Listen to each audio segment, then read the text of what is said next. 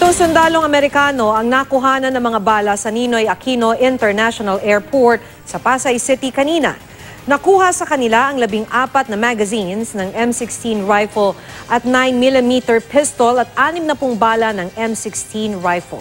Wala namang baril at hindi naman nila itinago ang mga bala. Pabalik na raw ang 7 sa base nila sa Japan matapos ang balikatan exercises sa Zamboanga City. Na-hold ang 7 habang bineberipika ng mga otoridad ang kanilang mga papeles. Hindi raw kasi ito na-coordinate sa MIA, airline at PNP. Naiwan tuloy sila ng kanilang eroplano. Nangyari ito sa gitna ng pag-iikot ni MIA General Manager Ed Monreal sa NAIA Terminals 2 at 3. Gusto raw ipakita ni Monreal na handa sila sa pagdagsa ng mga pasahero sa paliparan matapos ang holiday break. Sa ngayon, normal pa naman daw ang dami ng mga pasahero sa NAIA.